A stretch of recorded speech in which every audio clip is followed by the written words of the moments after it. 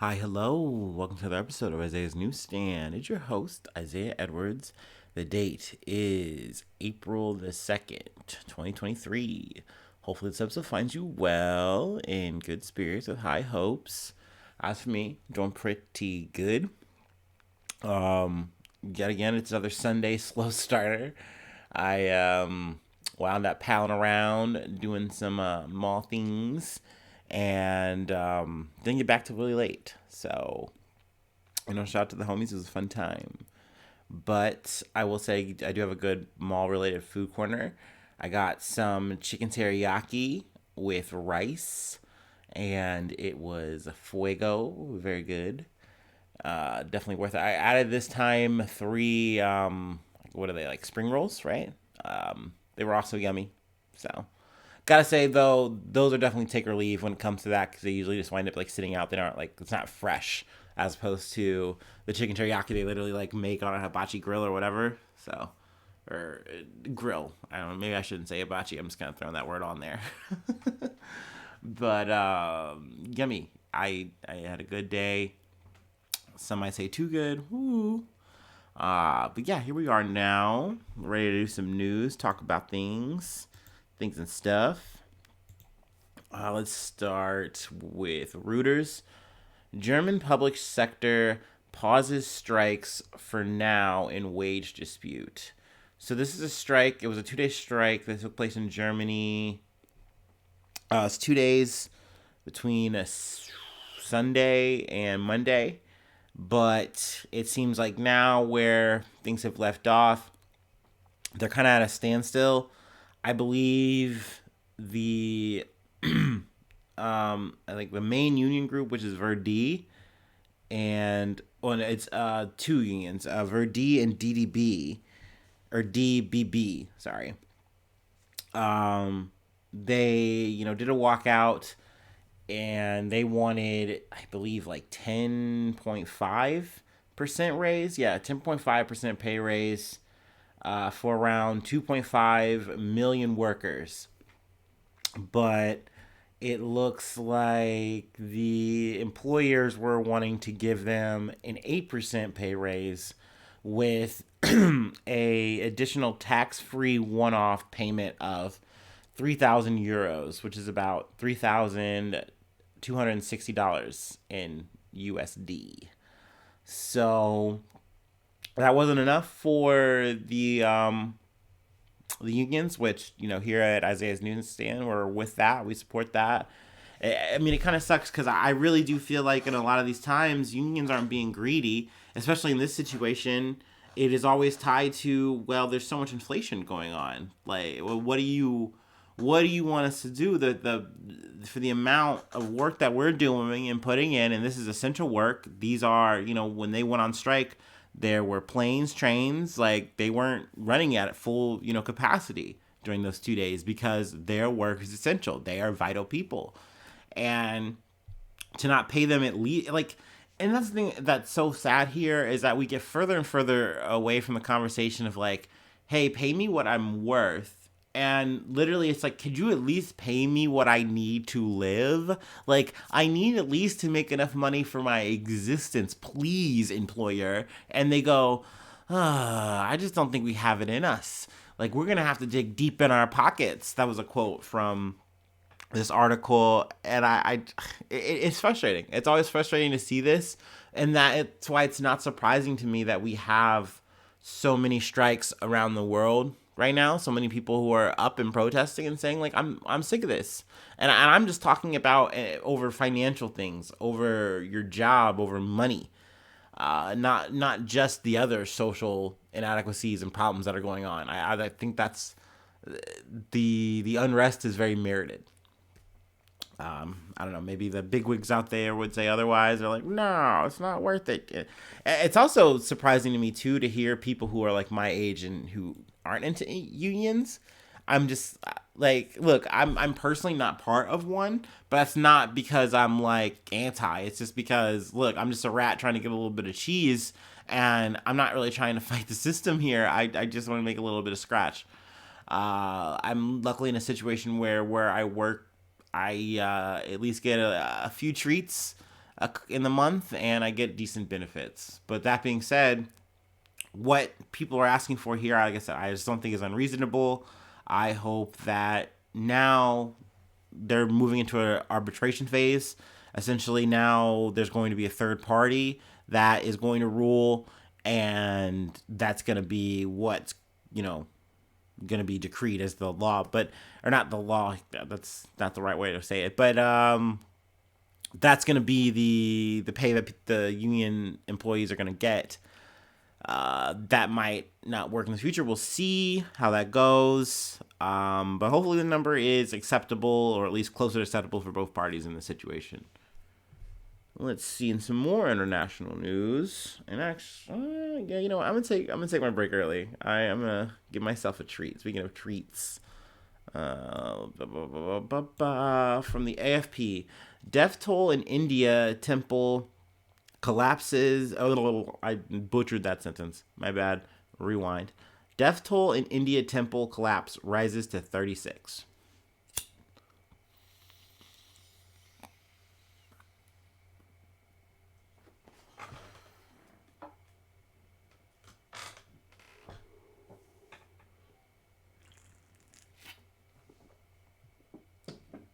Now, this was a really sad development that took place.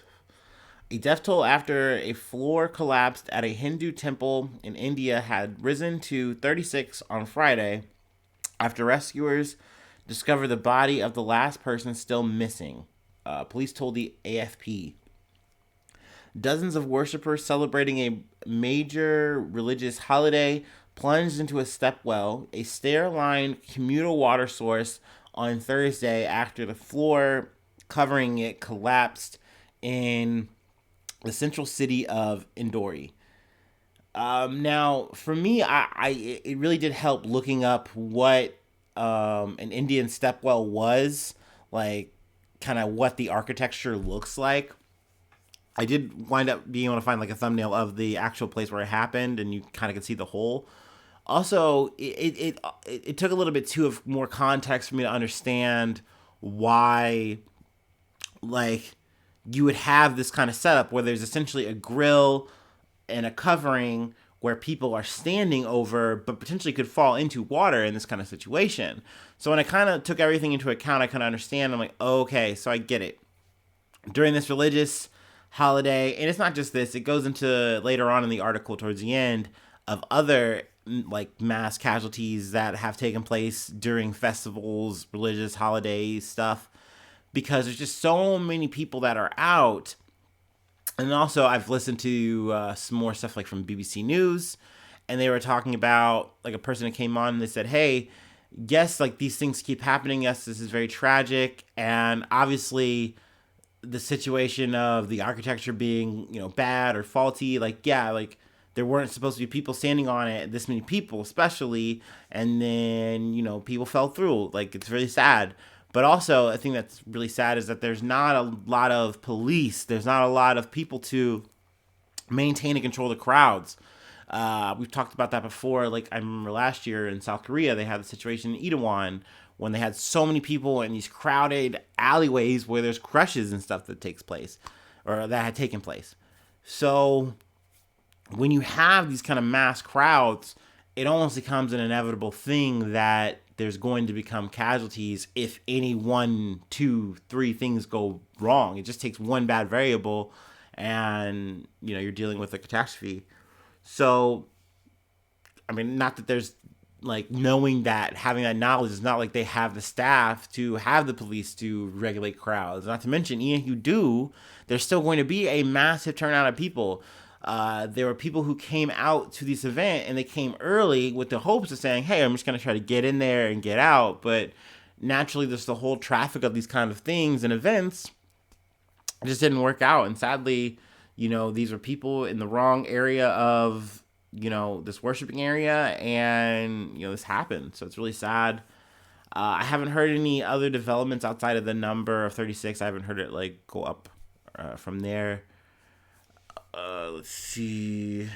I won't, really muddle you with any more of the details there. It's sad stuff, sadly, but I definitely wanted to just to cover and talk about it. And let's see, we got some more news though from the Associated Press. 7 California officers charged in death of a man in custody.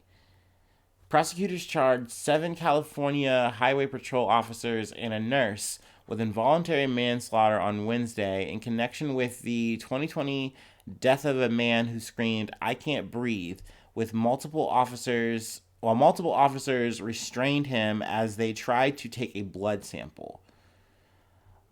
This took place in LA. LA County District Attorney George Gascon announced the charges in the death of Edward Bronstein, which the LA coroner said was caused by acute methamphetamine intoxication during restraint by law enforcement. The officers had a legal duty to Mr. Bronstein, Gascon said during a news conference. He was in their custody. We believe that they failed their duty and their failure was criminally negligent, causing his death. So I remember a little bit about this.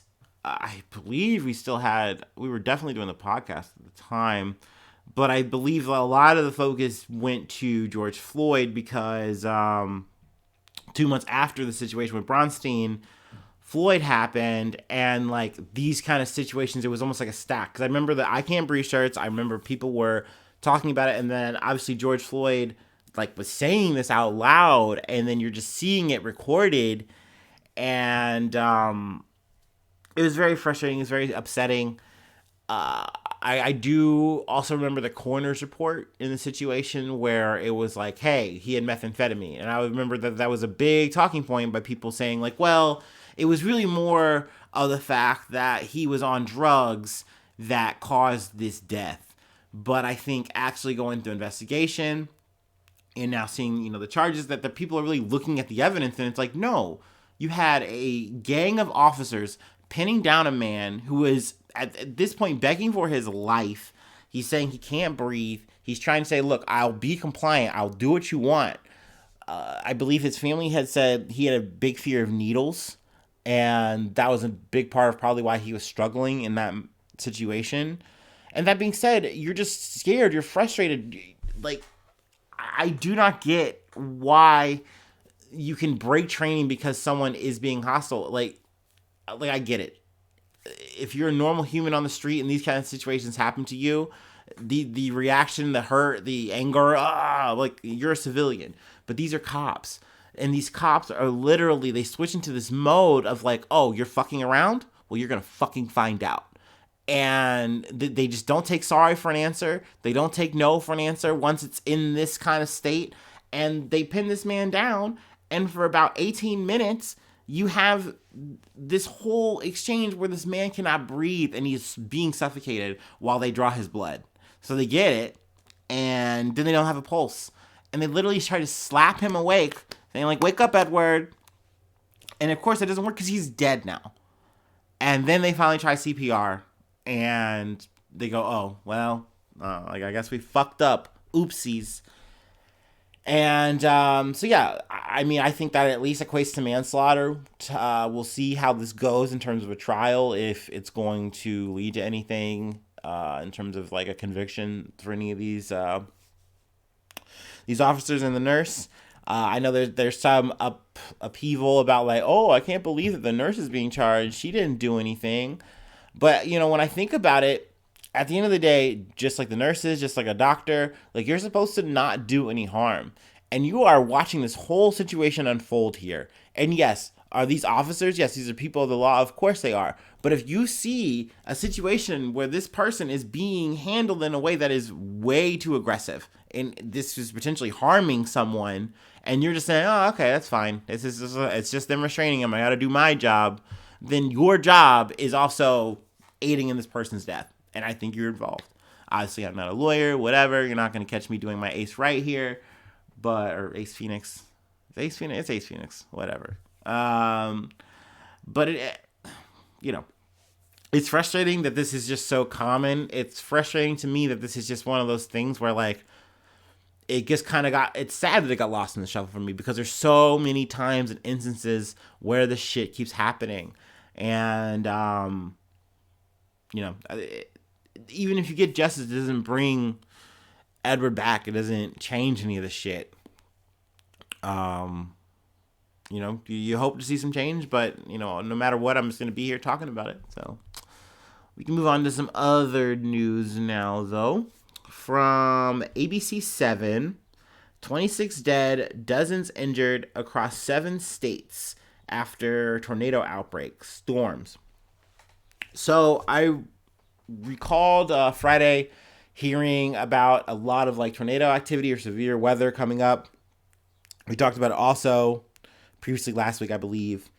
So it's really sad that it really did, come to pass that there was a lot of tornado activity. I believe 31 reported touchdowns, which is so much across multiple states, but still within a weekend, that's very crazy.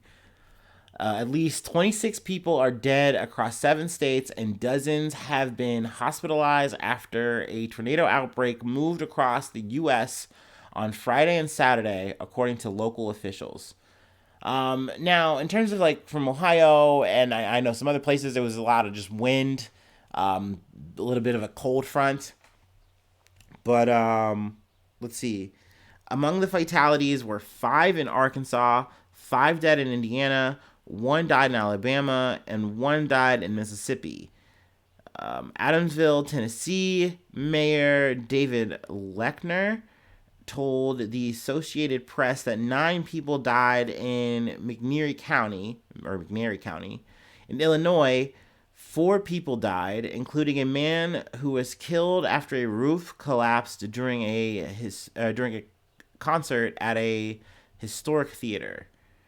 The storm pattern moved east on Saturday with 1 person confirmed dead in Sussex County, Delaware, after a home collapsed.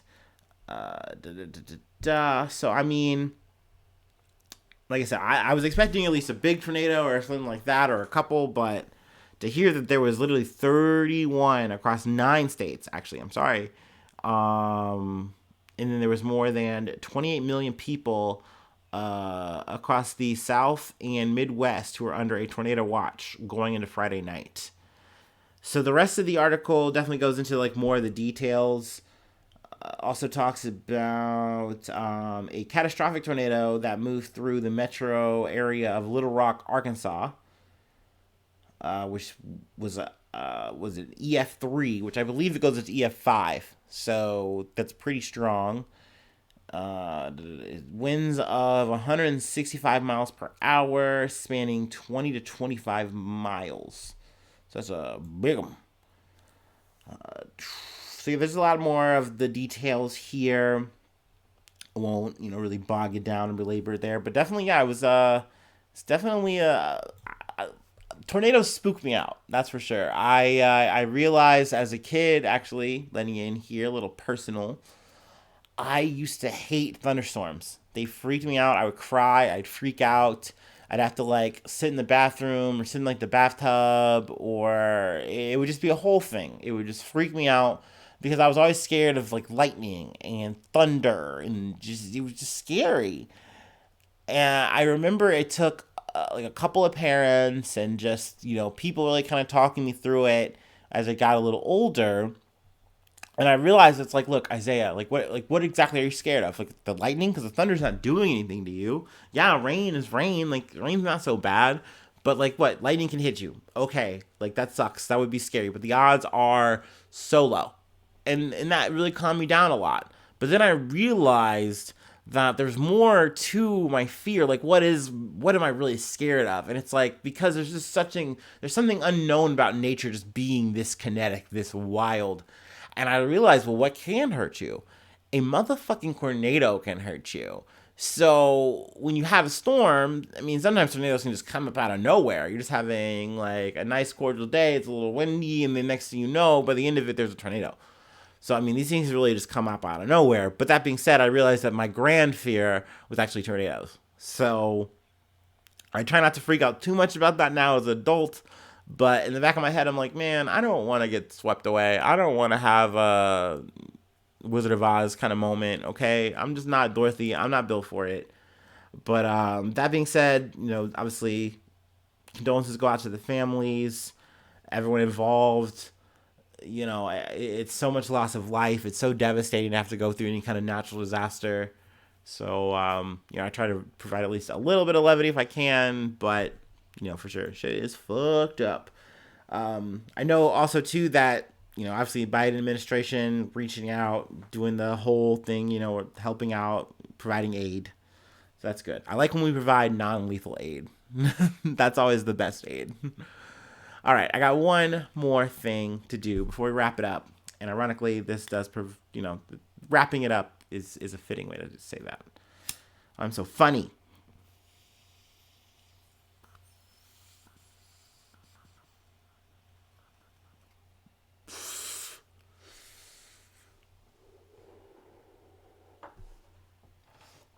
Oh, yeah. Oh, yeah.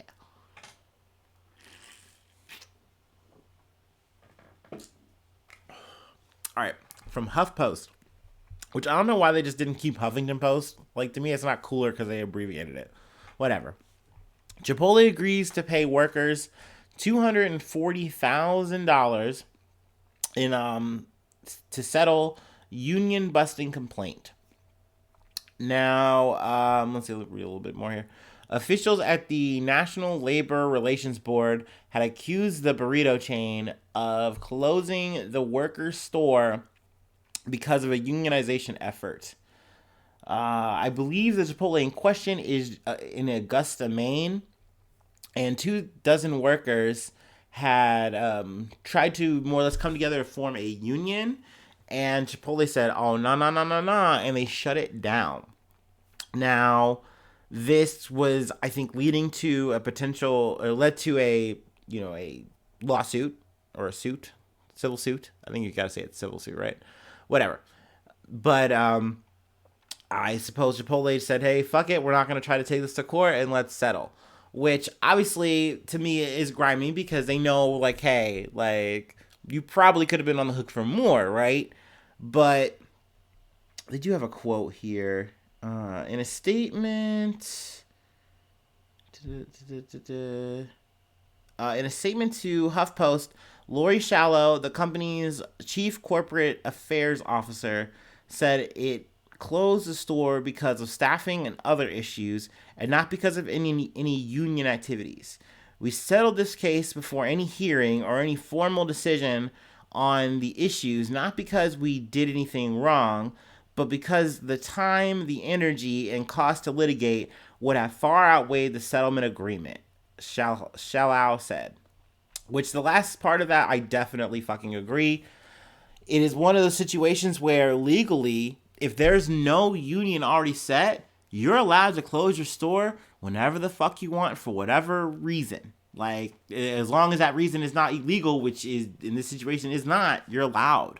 Which I think is fucking shitty and gross, but the law enables this. Now, let's say they already had a union formed. That's a completely different issue. Then you can't shut down the store because the union is doing something you don't like, or the people in the union are doing something you don't like. So they have the upper hand here as the company. The $240,000 is going to go to compensation for the employees, back wages, just the harm from being, like, unemployed or whatever in that situation.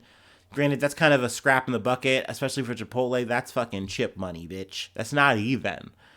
So, I mean, and not to mention, too, any kind of lawsuit will get subtly absorbed by the customer, which is always cute, always fun in these kind of situations when it's retail. They'll just find a way to kind of sprinkle the cost around, or it's already baked in. I remember shit. At the end of the year, they were already raising prices because the inflation, shit's so expensive. Like, okay, dude, okay. That's why like my burrito's like $30. So yeah, I mean, it's this. I don't want to call this good news. I think it's good that it's at least called out that, the board stepped up and said, hey, this is fucked up. These people were trying to form a union. They were doing nothing wrong. and you guys were trying to shut it down, and you did. I think, yes, most likely Chipotle would have won the lawsuit over time because they're just the bigger bank. But calling this shit out is sometimes the win you get, and it's the win you take. So hell yeah to that. Cheers to that. But on that note, that's really all I have for today. I thank you so much for tuning in. Hopefully, I'll see you soon for some more good news. I love you. Bye bye. Mwah.